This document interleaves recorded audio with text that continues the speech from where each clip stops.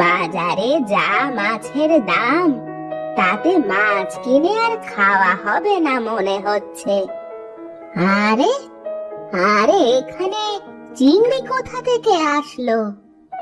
আরে বাহ, চিংড়ি মাছটা দেখতে তো অনেক সুন্দর। যাই, এটাকে নিয়ে যাই।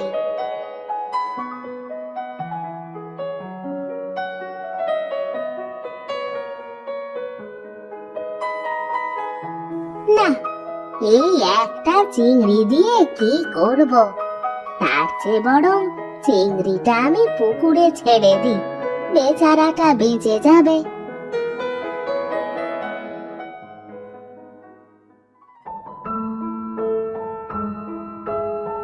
কিরে মালা, তুই আমার বাড়িতে এই সময়?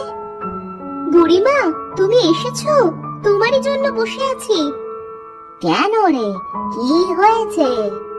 বলছি কি বুড়িমা, তোমার জানলা থেকে একটা লাউ দাও না, আমার না রান্না করার মতো এখন কিছুই নাই। ও আচ্ছা, এই ব্যাপার। আচ্ছা দাঁড়া, দিচ্ছি।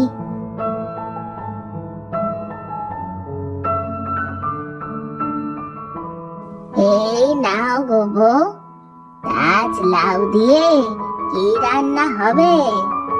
লাউ ঘন্ট করবো গো বুড়িমা, ঘরে যে চাল ছাড়া আর কিছুই নাই।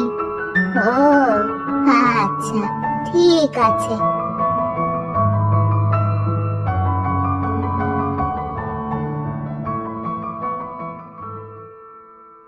এই হারুন, তা এখন কি করবি শুনি? কি আর করব, চুরি করতে গেলেই তো ধোলাই খাই। ও, এখন চুরিও করতে আর ভালো লাগে না জানতে সাহেব।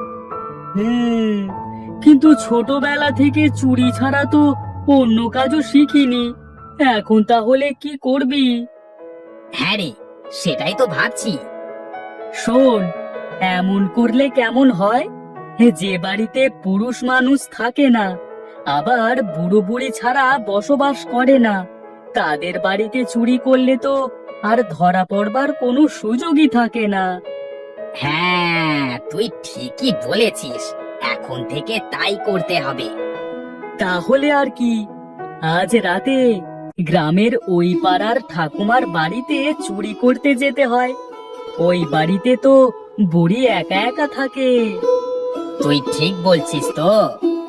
আরে হ্যাঁ, আমি ঠিকই বলছি। ঠিক আছে, তাহলে আজ রাতে আমাদের টার্গেট হলো ঠাকুমার বাড়ি।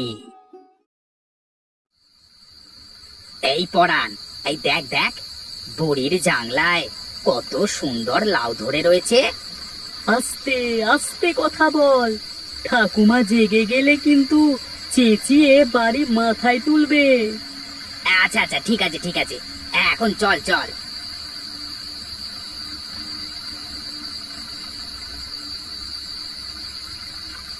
এই হারুন, বুড়ি আজকে রান্না করেছে রে, এত সুগন্ধ আসছে।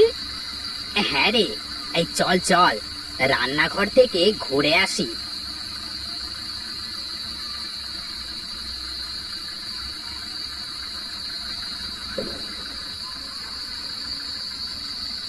আরে পরাণ, বুড়ি দেখছি শিং মাছের দো পেঁয়াজা করেছে।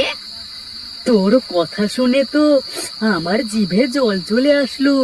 এই চল চল, চুরি পরে করব, আগে খেয়ে নি।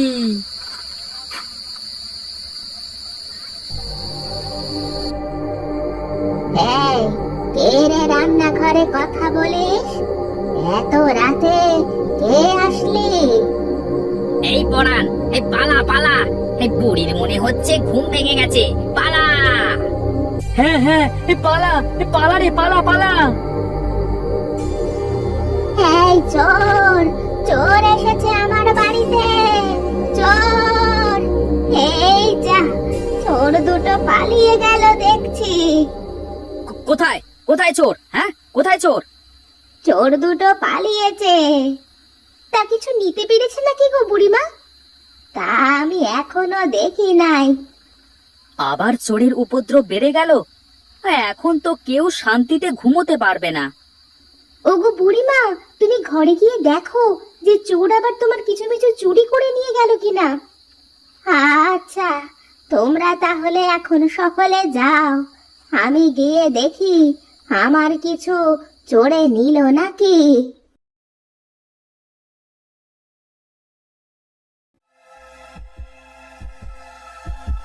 হ্যাঁ, হ্যাঁ, যাক বাবা, একটুর জন্য বেঁচে গেছি। ধরতে পারলে না, একদম মেরিয়ে ফেলতো। হ্যাঁ, তা তুই যা বলেছিস। হারুন, শিং মাছের দো পেঁয়াজাটা না সেই ছিল। হ্যাঁ রে পরাণ, আমার কাছেও অনেক ভালো লেগেছে বুঝলি। শোন, কালও একবার ভাবছি ঠাকুমার বাড়িতে যাব। আহা, কি সুন্দর লাউ হয়েছে। একবার লাউগুলো যদি কেটে নিয়ে আসা যায়, তাহলে ভালো দামে বিক্রি করা যাবে। হ্যাঁ, তা তুই যা বলেছিস একদম আমার মনের কথা। ঘরে কিছু না পেয়ে শেষ পর্যন্ত আমার মাছের তরকারি খেয়ে গেল। হায় রে কপাল, মাছ দিয়ে দুমুঠো ভাত আর কপালে জুটলো না। যাই, এখন গিয়ে ঘুমিয়ে পড়ি।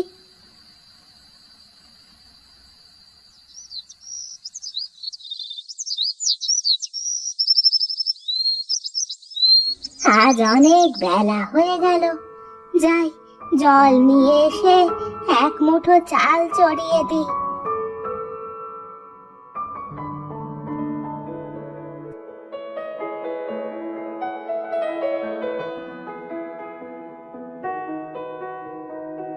আরে আরে, এ কি দেখছি আমি?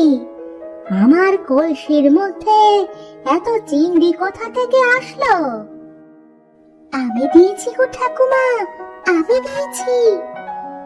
ওরে বাবা রে, ভূত ভূত ভূত! আরে আরে, ভয় কেন পাচ্ছ? আমি ভূত নই গো ঠাকুমা, আমি হলাম চিংড়ি রানী।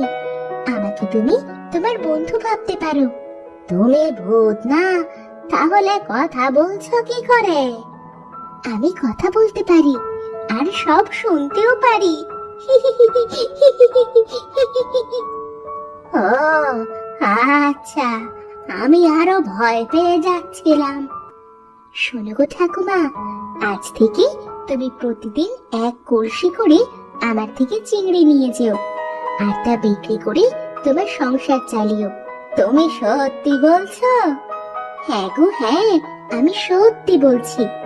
এখন তুমি যাও, তোমার খাবারের মতো রেখে বাকি চিংড়িগুলো বিক্রি করে আসো।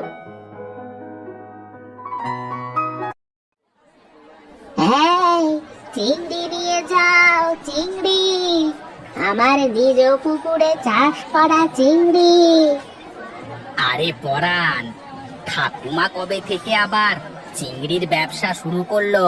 হ্যাঁ, কিছুই তো বুঝতে পারছি না রে।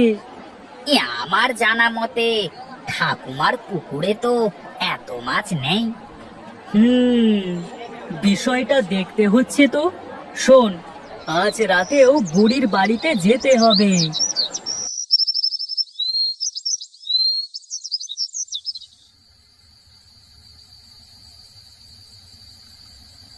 এই শোন, আজ আর ঘরের ভেতরে গিয়ে কাজ নেই, তার থেকে বরং লাউগুলো নিয়ে কেটে পড়ি। শোন, তুই লাউগুলো কাট, আমি ঠাকুমার চিংড়ি বিক্রি করবার টাকাগুলো হাতিয়ে নিয়ে আসি। এই ঠিক আছে ঠিক আছে, এই সাবধানে যাস কিন্তু। হ্যাঁ,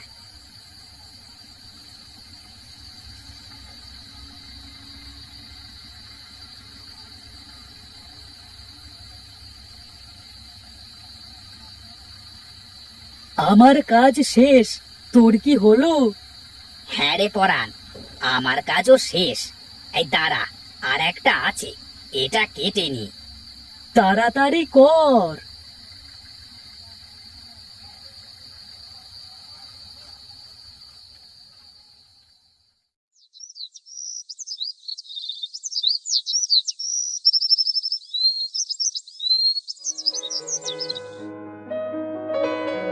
এ কি, এখানে তো টাকার থলেটা রেখেছিলাম, গেল কোথায়? তাহলে কি রাতে আজও চোর দুটো এসেছিল?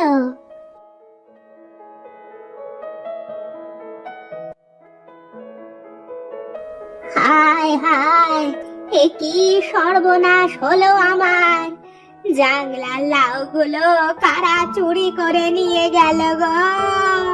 হায় হায় হায়!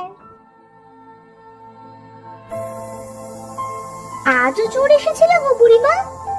হ্যাঁ রে, চোরে দেখ আমার সব লাউ চুরি করে নিয়ে গেছে। কি আর করবে গো বুড়িমা, তোমার বাড়িতে যে একটা পুরুষ মানুষ নেই যে তোমার এই সংসার দেখে রাখবে। হ্যাঁ রে, আর যদি একটা ছেলে থাকতো।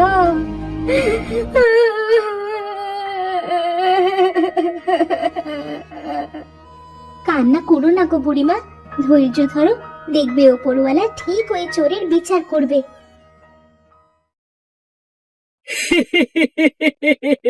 বিচার করবে আমাদের?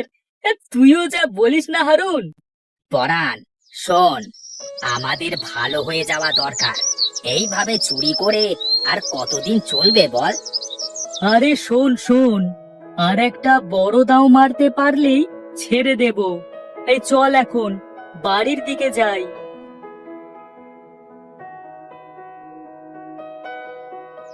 তুমি কান্না করো না গো ঠাকুমা, শোনো, তুমি আজ এই পুকুরে 3 বার কলসটা ডুবাবে, আর যা চিংড়ি পাবে তা বাজারে বিক্রি করে আসো, দেখবে অনেক টাকা পাবে। তুমি তো বলেছিলে একবার ডুবাতে। হ্যাঁ, তা বলেছিলাম, আজ আমি বলছি 3 বার ডুবাও। ঠিক আছে।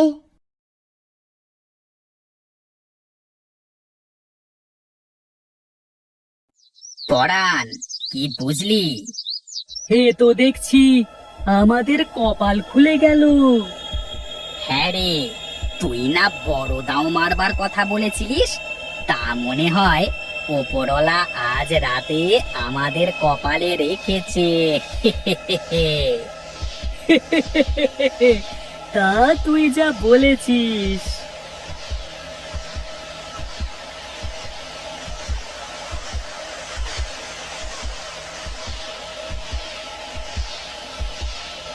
এ আগুন, আগুন, বাঁচাও! আগুন, মরে গেলাম! আগুন! এই কে আছো? এই কে আছো? আমাদের বাঁচাও! মরে গেলাম, মরে গেলাম! আগুন!